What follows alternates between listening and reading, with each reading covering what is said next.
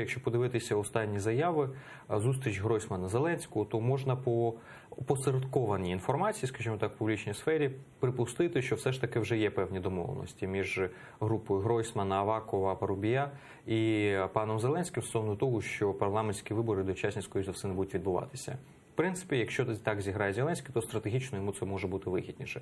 Інші суб'єкти, якщо взяти Самопоміч, Радикальну партію, то для них на сьогоднішній день майже все одно, коли відбудуться ці вибори. Більш того, якщо вони не дочасні, то, скоріш за все, шансів на те, щоб реанімувати свій рейтинг, складається більше. Якщо взяти Батьківщину, то для Тимошенко на сьогодні так само ситуація рівно однакова приблизно. Якщо зараз відбудеться чи восени, її позиції будуть більш-менш високими. Інша справа, що зараз іде дискусія більш про те, яким чином буде функціонувати Верховна Рада в цей проміжок, в ці 6 місяців. І отут можуть бути переформування навіть де юре. Де-факто вони точно відбудуться.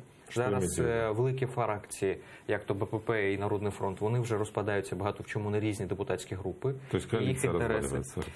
Коаліція як такої не було. Була більшість ситуативною, яка цементувалася позицію президента Порошенка. І коли потрібно було, Порошенко включав різні важелі впливу і збирав під ті чи інші законопроекти під себе цю більшість, яка складалася з кістяка Народного фронту БПП, мінус декілька депутатів, з групи «Воля народу», ще з різних позафракційних депутатів, і таким чином сколочувалося більше, ніж 226 голосів.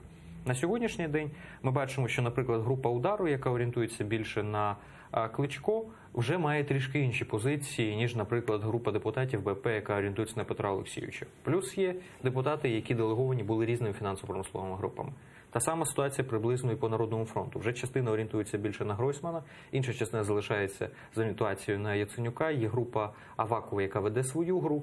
Відповідно, на сьогодні ми побачимо в парламенті набагато більше суб'єктів прийняття рішення, ніж до цього. І ця згуртованість, вона обумовлена тим, що стартують парламентські вибори, і різні групи депутатів бачать різні шляхи потрапляння до наступного парламенту і конвертації своїх можливостей сьогоднішніх парламентських власні політичні можливості. Більш того, є мажоритарники, які так само зараз будуть роз'їжджатися по округах і більше працювати там для того, щоб переобратися, яких в парламенті днем з вогнем шукати буде все складніше і складніше. Если выборы состоятся сейчас или выборы потом состоятся осенью, как будут отличаться эти парламенты по составу? Якщо відбудеться восени, більше оновлення відбудеться. Якщо відбудеться зараз, то, скоріше за все, оновлення відбудеться найменшим чином. Оскільки навіть якщо брати групи Гройсмана тощо, то, скоріше за все, не буде можливість сформувати, не встигнуть просто сформувати нові списки, відповідно, прийдеться домовлятися зі старими суб'єктами, брати їх. Те саме стосується, зокрема, і Зеленського. Якщо зараз стартують дочасні парламентські вибори, то ми розуміємо, що підібрати персоналі на сьогоднішні міністерські позиції є складним для команди Зеленського. А якщо взяти зазор парламентський, то потрібно виставити хоча б 150 прізвищ в список. Знайти 150 прізвищ за 45 днів, які будуть даватися на проведення парламентських виборів, а направду потрібно зареєструвати раніше, відповідно, за декілька тижнів, майже неможливо. Тому там будуть точно якісь одіозні прізвища, будуть старі політичні прізвища, відповідно, прийдеться з ними домовлятися. Тому якщо парламентські вибори відбудуться дочасно, то скоріше оновлення Верховної Ради буде менше, ніж восени. Хоча в будь-якому разі новообрана Верховна Рада оновиться і оновиться значним чином. А если говорить вот действительно о политической силе Зеленского, то, может, это будет даже партия «Слуга народа», да, которая туда пойдет? Скорее за все. Эти 150 человек, мы же не знаем даже, кто еще даже до сих пор не знаем, кто будет в ближайшем окружении. А эти 150 человек, кто это может быть? И готов ли Зеленский эти 150 человек сейчас предоставить? Я думаю, ні. Судячи з того, що ми бачимо по лавці запасних, то, скоріше все, не готові. Більш того, навіть тих, кого було презентовано як радників, частина з них викликає доволі серйозні питання. Ми бачимо, хтось з них є делегованими певними фінансово-промисловими групами, люди, які чітко афільовані з тими чи іншими олігархічними групами.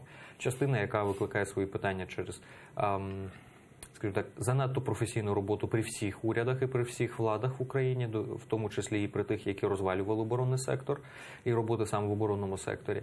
Є частина людей, до яких дійсно немає питань, але це темні конячки, оскільки люди мало публічні. Ну і є декілька людей, які дійсно є публічні, і фахово визнані, і, в принципі, не заплямовані. Тому, в принципі, там дуже строкатий список. А тепер уявімо, що це там 2 десятки, 3 десятки людей, а в список потрібно 150.